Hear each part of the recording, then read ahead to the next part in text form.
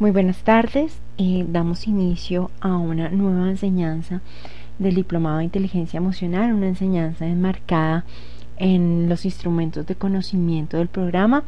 Y la idea es que venimos en un desarrollo, básicamente cerrando unas enseñanzas teóricas que ya estuvimos trabajando en ellas y que a partir de ese marco que ustedes han tenido, pues empezamos a trabajar la secuencia didáctica, o en este caso el hexágono, perdón, de inteligencia emocional que nos daba el marco curricular y el marco didáctico del programa, y en esa vía hemos podido venir trabajando y aclarando algunas cosas importantes.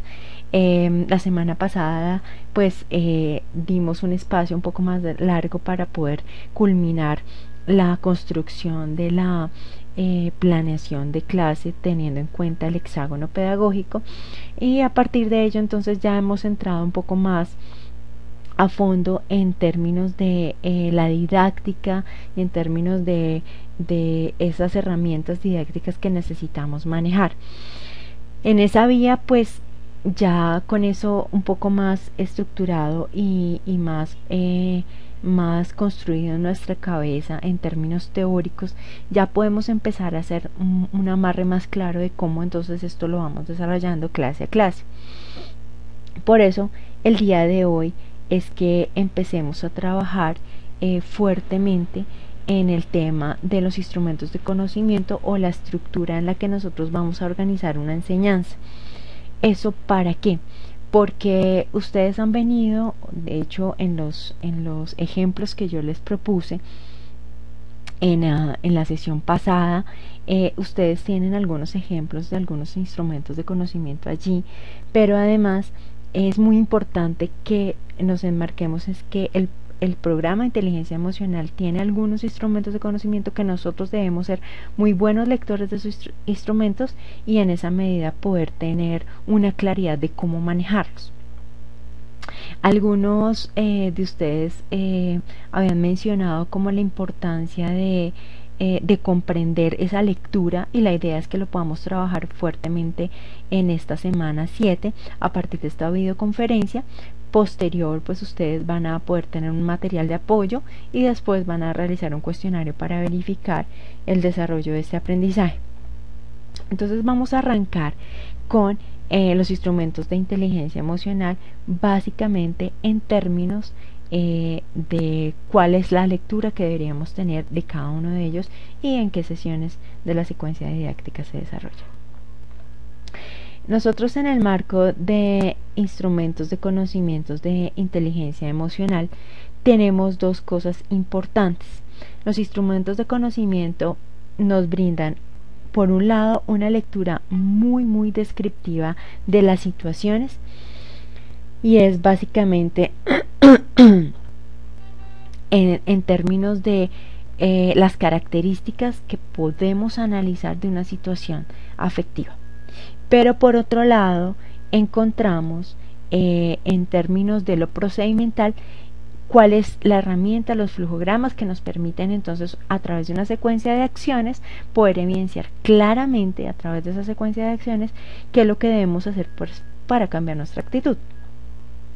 Entonces en esa vía la idea es que vamos a empezar a trabajar los descriptivos, que es muy importante que ustedes entiendan de esos instrumentos de conocimiento descriptivos, que esos instrumentos les van a ayudar a ustedes a tener las mejores herramientas para hacer muy buenos análisis de las situaciones, básicamente desde las características, desde las propiedades más importantes cuando uno está analizando una situación.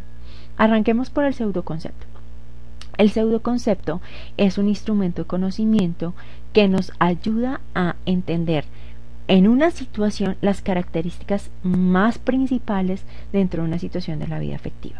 O sea, que básicamente sería como un pedacito, si pudiéramos decirlo así, de nuestro mentefacto conceptual. ¿Qué pasa aquí? Que los pseudoconceptos los podemos trabajar de qué manera. Nosotros no vamos a construir pseudoconceptos, de hecho las herramientas ya están dadas desde el programa de inteligencia emocional, tenemos es que saber utilizar los pseudoconceptos. Entonces para ello, ¿qué les propongo? Les propongo lo siguiente, que por un lado ustedes vean las propiedades del instrumento de conocimiento en términos de lo que les permite analizar. Acá hay un ejemplo y es las características que debemos entender cuando estamos en una situación en la que debemos motivar a alguien que suele ponerse agresivo o deprimirse. Perdón. Esas situaciones en las que debo motivar a alguien tienen 4 características. Por un lado, esas 4 características me están diciendo cuando una persona debe sentir enojo o aflicción, cuando una persona se está sintiendo molesto o aburrido, cuando la persona puede hacerse daño o sentir enojo o aflicción, y cuando la persona es susceptible a aumentar demasiado su rabia o su tristeza. Me están dando 4 indicadores claves para decir si yo estoy presentando estas 4 características es porque estoy en una situación en la que debo motivar a alguien que suele ponerse agresivo o deprimirse. En este caso esto es una enseñanza de tercero. Por eso dice que situaciones en las que debo motivar a alguien en tercero se trabaja todo el apoyo hacia el otro. Entonces básicamente estas 3 características le permitirían al niño o al joven entender claramente que si hay alguien que esté viviendo este tipo de situaciones y está presentando estas características es porque allí yo debo desarrollar algo, ¿sí? O allí yo debo poner una actitud importante para poder ayudarle al otro a poder estabilizarse en esas 2 situaciones que de pronto está manifestando.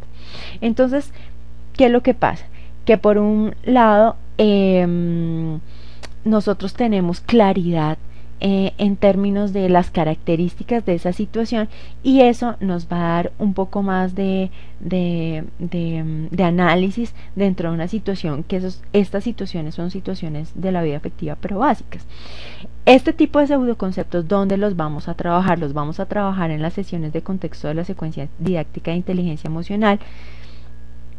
Son muy útiles para comprender las características, o sea que nos ayuda a definir por un lado las características de una situación, o sea que la clase concepto en este caso sería una situación de la vida afectiva, y de esta manera nos da un mapa, digamos un primer mapa importante. ¿Cómo se podrían trabajar? La idea es que ustedes lo puedan trabajar primero, por ejemplo, indagando a sus estudiantes. Bueno, cuando estamos en situaciones donde debemos motivar al otro que suele ponerse agresivo o deprimido, realmente ¿cómo podemos identificar que ese tipo de situaciones se están dando? Para que haya una lluvia de ideas clara de parte de los estudiantes y a partir de eso ustedes puedan introducir el pseudoconcepto a la clase. Por ejemplo, si nosotros queremos analizar una situación donde hay un nivel de agresividad alto, por ejemplo, estamos analizando situaciones donde hay una agresión verbal. Entonces, yo podría decirle, bueno, ¿cómo analizamos si nosotros estamos en una situación que amerita saber controlarnos porque es una situación donde nos están agrediendo verbalmente? Entonces, poder con ellos sacar esos indicadores en términos de las características y construir el pseudoconcepto y luego ahí sí trabajar el pseudoconcepto que los maestros que tienen los textos van a ir desarrollando en sus clases y los que no pues lo están aprendiendo en este momento a través de la explicación que les estamos dando. Por otro lado entonces tenemos el mentefacto conceptual. Entonces, en términos del mentefacto conceptual, recordemos que hay 4 cosas muy importantes para definir un mentefacto conceptual o construirlo. 4 preguntas importantes. La primera, ¿cuál es la clase concepto? O sea, ¿de dónde sale esa situación? ¿En qué se clasifica, por decirlo así? ¿Cuál es la categoría más grande que la cubre? La segunda pregunta que tendría que ver es ¿qué lo diferencia? En este caso, ¿qué diferencia esa situación a otra? Y en el tercero, ¿cuáles son las características de esa situación? Y cuarto, ¿cuáles son los tipos de situaciones o en qué se clasifican? Vamos a poner entonces este ejemplo. Esta es un mentefacto conceptual que la idea es que acá frente a los mentefactos conceptuales, la idea es que ustedes sepan analizar los mentefactos conceptuales. No vamos a aprender a construirlos, pero sí hacer un análisis de esos mentefactos. El mentefacto que nos brinda en este caso un ejemplo muy puntual y es situaciones en las que hay resistencia al cambio. Entonces, las situaciones de resistencia al cambio son una respuesta emocional ante una novedad o un cambio. ¿Qué pasa? que esa resistencia al cambio tiene que ver con una categoría macro, y es que la resistencia al cambio obedece cuando hay una respuesta emocional, cuando se presenta una novedad o un cambio.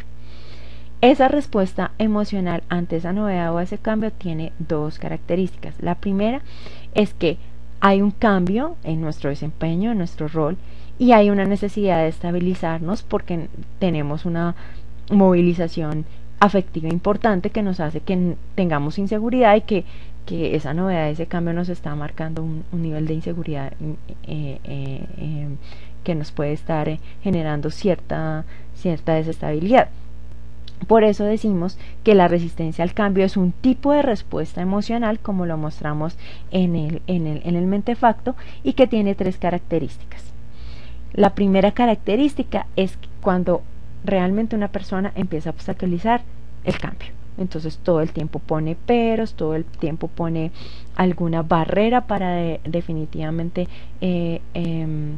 enfrentarse a esa situación de cambio. Entonces, por ejemplo, una persona que está en un momento de separación, en una situación de una vida de pareja difícil, y obstaculiza todo el tiempo la posibilidad de generar ese nivel, ese cambio en su vida. La visión catastrófica es cuando todo el tiempo nos estamos diciendo a sí mismo que vamos a fracasar, que es mejor no enfrentar esas situaciones porque hay mucho dolor, que no se va a poder superar una separación, todo ese tipo de cosas. Y la argumentación ideológica tiene que ver cuando yo todo el tiempo me estoy justificando y diciendo yo prefiero conseguir una estabilidad familiar, así me cueste lo que me cueste, así la situación con mi esposo o con mi pareja no esté acorde. Entonces, ¿qué pasa? Cuando se presentan estas tres características, el mentefacto conceptual lo que nos ayuda es a entender que cuando hay situación de resistencia al cambio es porque hay una respuesta, o tiene que ver con una respuesta emocional ante una novedad o un cambio, que eso implica tres características importantes, que es que yo obstaculice, tenga una visión catastrófica o argumente todo el tiempo de una manera tradicionalista, y que se diferencia a la aceptación ciega o la aceptación asertiva.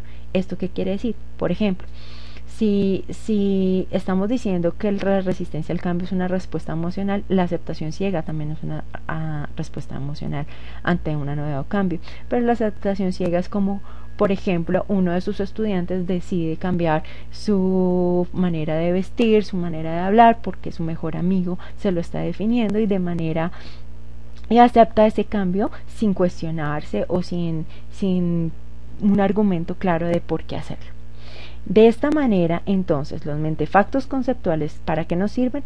Para hacer un buen análisis de las características que nos ayudan a definir una situación de la vida afectiva.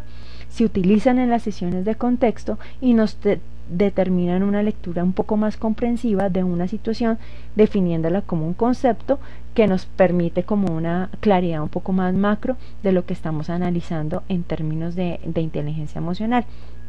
Entonces, para ello, la idea es que comprendamos que siempre vamos a tener esta estructura, pero que estamos en función de entender qué pasa allí dentro de la situación, de dónde sale esa situación, cuáles son las características, en qué se clasifica y en qué se diferencia. ¿Listo?